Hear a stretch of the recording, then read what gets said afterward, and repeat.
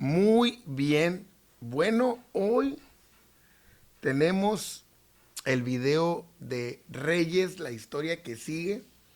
Vimos ya el reinado de Roboam, este rey que llegó después de Saúl y que por medio de su reinado se dividió el pueblo. Y hoy vamos a ver la continuación, que es el reinado de su hijo Abiam, ¿no? Este reinado que en el libro de Crónicas 13 lo llaman Abías, pero es el mismo, y que él reinó 3 años, pero que también fue contemporáneo de Jeroboam, el rey que había estado durante todo el reinado de su padre Roboam. Entonces ahora el rey sobre Israel es Jeroboam y sobre Judá es Abiam. En el año 18 del rey Jeroboam, hijo de Nabat, Abiam comenzó a reinar sobre Judá. Entonces comenzamos. Probablemente en el 958 antes de Cristo, cuando Jeroboam llevaba 18 años, porque acuérdense que él reinó 22 y su reinado fue pequeño, duró 3 años su reinado en Jerusalén y fue hijo de Maca, hijo de Abisalom, ¿no? Entonces tuvo un corto reinado, ¿no?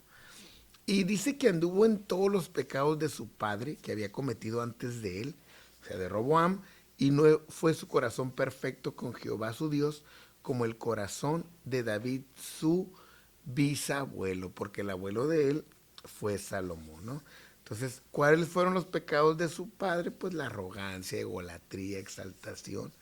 Ese fue el ejemplo que él tuvo, ser un pusilánime. Más adelante lo veremos, sin ánimo, sin valor para tomar decisiones, para confrontar adversidades.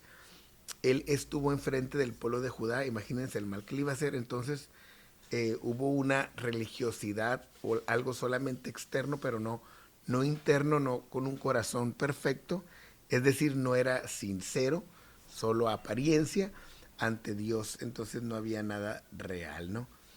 Hay un texto que dice que más por amor a David, Jehová su Dios le dio lámpara en Jerusalén. O sea, levantando a su hijo después de él y sosteniendo Jerusalén.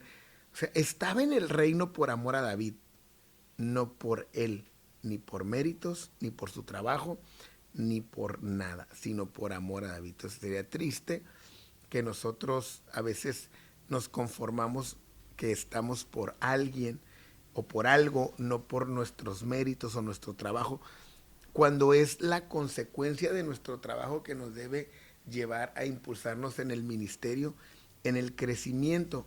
Bueno, pues él estaba por amor a David. Estaba ahí porque David había hecho lo recto ante los ojos de Jehová, no él. Y si en algo tenía que reclamarle Dios a David, era en lo que había hecho con la mujer de Urías el Eteo. Ese problema tenía. Pero David se había arrepentido, entonces lo había resuelto bien. ¿Qué había en la historia de este Abiam en su contexto? Bueno, que su padre y Jeroboam habían tenido guerra todos los días de su vida. Los 18 años que había reinado Roboam, había tenido pleito con Jeroboam. Nunca fueron amigos, nunca se aliaron, nunca hubo en ellos nada para unirse, nada. Entonces, esta es la problemática que va a arrastrar Abiam, o Abías llamado así, en Crónicas. Entonces, empecemos hablando de que entre él y Jeroboam, entonces también siempre hubo guerra. O sea, la guerra, la enemistad entre ellos continuó. Dice la Biblia que ordenó batalla con un ejército de 400,000 hombres de guerra, según Crónicas 13. Acuérdense que el libro de los Reyes y de Crónicas se va entrelazando, por eso los tengo que hablar simultáneamente, ¿no? Entonces, Abías ordenó batalla con un ejército de 400,000 hombres de guerra, valerosos escogidos.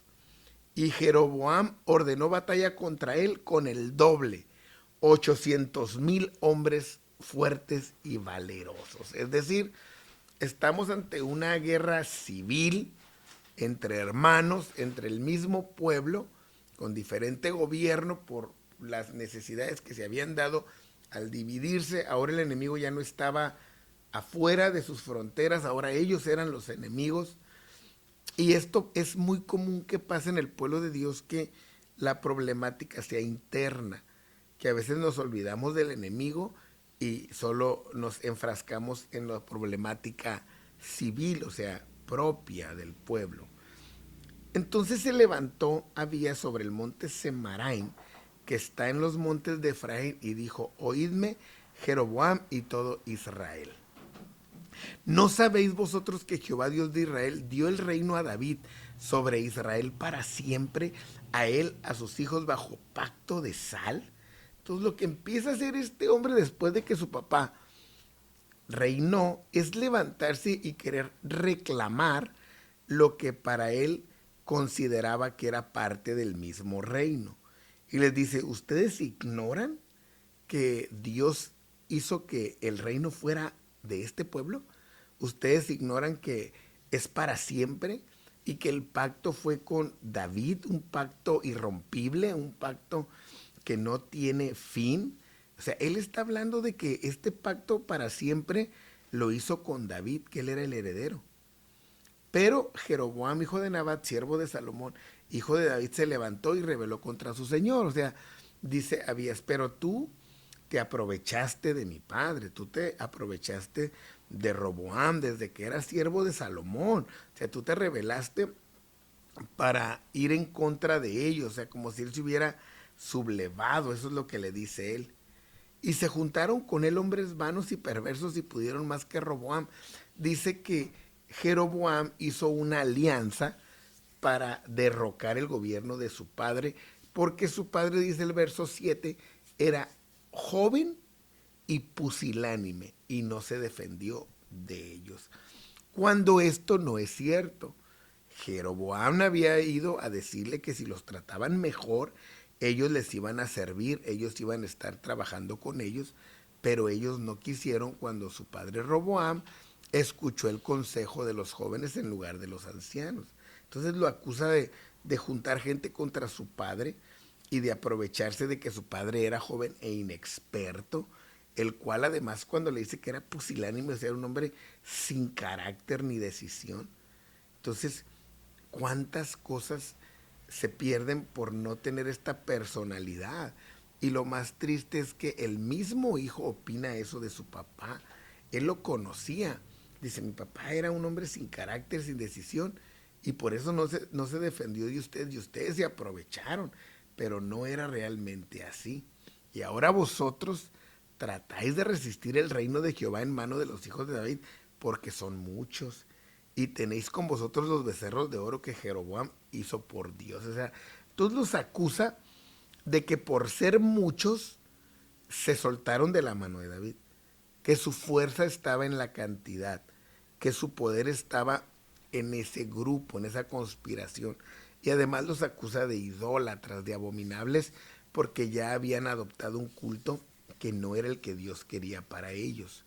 Dice: no habéis arrojado a los sacerdotes de Jehová, los sigue acusando, ¿no?, a los hijos de Aarón, a los levitas, y os habéis designado sacerdotes a la manera de los pueblos de otras tierras, para que cualquiera venga a consagrarse con un becerro y 7 carneros, y así sea sacerdote de los que no son dioses. O sea, empieza él diciéndoles que su culto es detestable, que eso no le agrada a Dios, que no es válido, que corrieron a los verdaderos sacerdotes, que Dios respaldaba a los oficiales y que él había puesto los sacerdotes extraños. O sea, la misma problemática que Jeroboam había llevado durante su reinado había sido igual, no la había cambiado, solamente había trastornado el verdadero culto a Dios, una falsa religión, cuando cambió la doctrina, cambió las fiestas, cambió las fechas, cambió los eventos, cambió las personas, cambió los ministros, todo lo cambió. Y Abías se lo está echando en cara. Mas en cuanto a nosotros, le dice: Jehová es nuestro Dios y no le hemos dejado.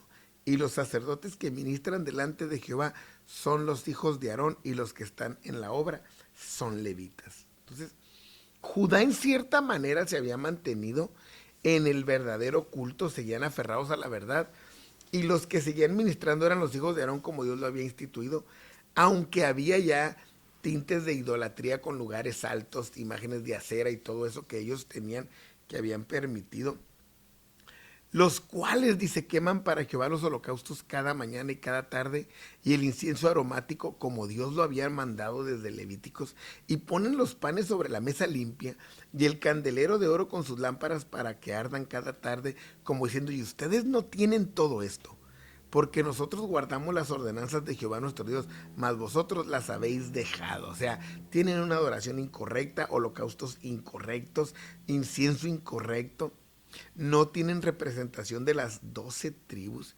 Y aquí le está diciendo que cada mañana ponen los panes sobre la mesa limpia. O sea, no ponían los de Judá y de Benjamín, ponían los 12. Esos intercedían por todo el pueblo en representación de todos ellos. Entonces, era la importancia de hacer las cosas como Dios manda, porque en él supuestamente está el corazón en el pueblo.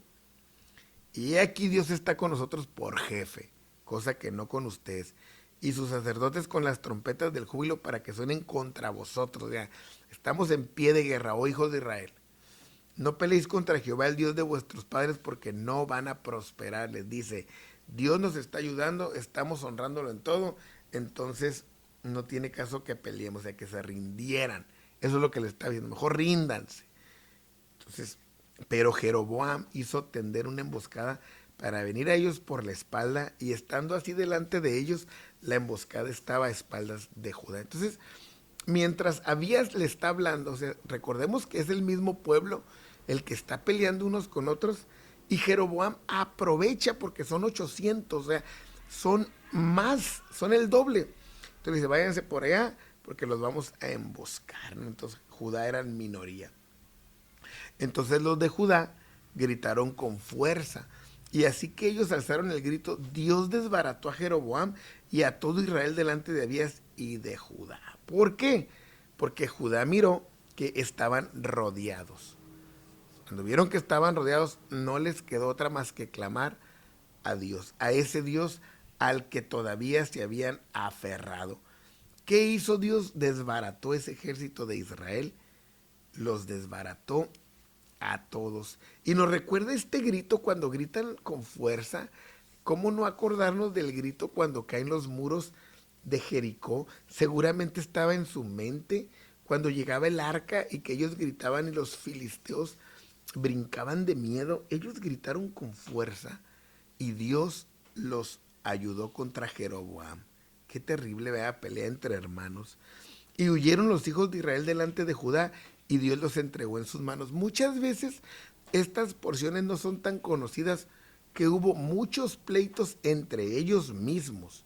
Entre ellos mismos se causaron mucho mal. Entonces Dios les dio la victoria tristemente contra Israel y los entregó en sus manos, y los de Israel salieron huyendo.